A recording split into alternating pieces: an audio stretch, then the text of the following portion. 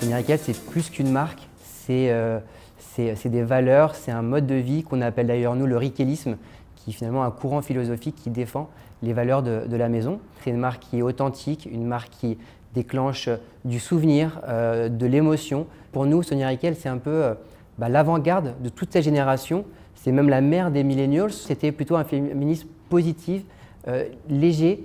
Et on n'a pas souhaité forcément incarner cette collection par une direction artistique, mais plutôt par un studio, pour que finalement la star de cette première collection, ça soit Sonia Rykiel.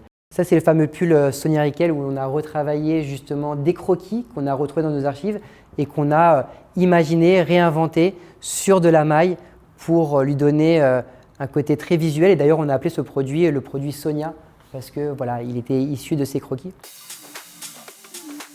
En 3 jours, on a dû se prononcer pour préparer une offre, 3 jours dont un week-end.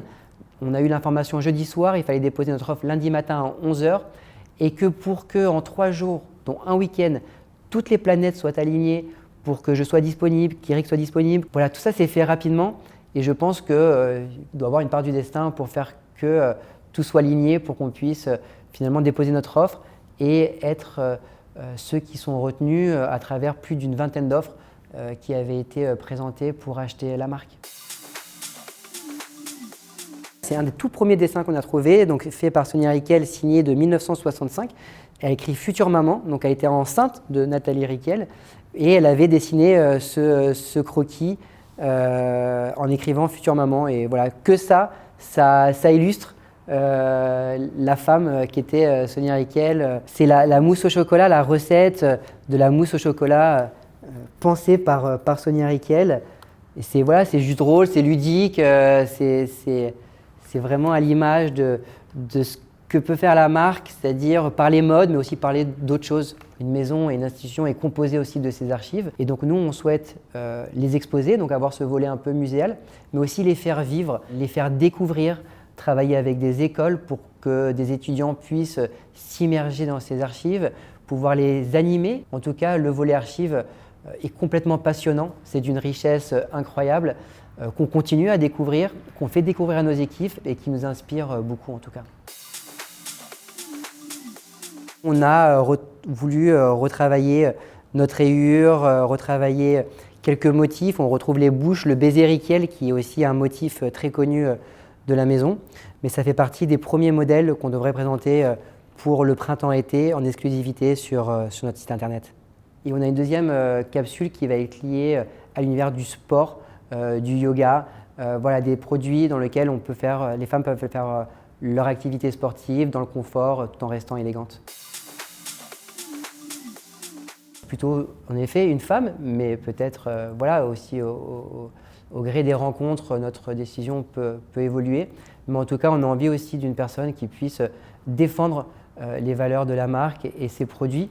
Mais on a préféré prendre notre temps aussi parce que c'est une décision très importante. On n'a pas eu envie de faire juste un effet d'annonce pour dire que Sonia Rykiel a recruté tel directeur ou directrice artistique. On ne voulait pas rentrer dans ce mercato des directrices artistiques. On est sur une shortlist, on rencontre des gens avec beaucoup de talent.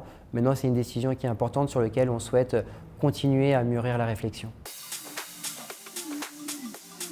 On trouve que l'univers de la marque pourrait complètement se retrouver dans un hôtel. On pourrait imaginer en termes de décoration, ce velours, ces rayures, mettre dans le hall d'entrée un peu d'archives, des livres.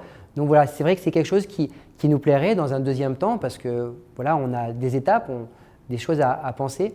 Mais c'est vrai que cette aspiration lifestyle de la marque nous donne envie en tout cas de travailler aussi sur ce type de sujet assez fou, mais qu'on trouverait génial à exploiter. Coco Chanel a libéré la femme en leur enlevant leur corset. Yves Saint Laurent leur a donné le pouvoir en leur mettant des épaulettes et des pantalons. Et Sonia Rykiel leur a donné le mouvement en leur donnant justement cette maille, cette légèreté dans la matière. Et voilà, faire partie de cette famille de créateurs, de femmes qui ont fait des choses pour la mode, pour finalement aussi faire évoluer les consciences. On trouve ça juste génial.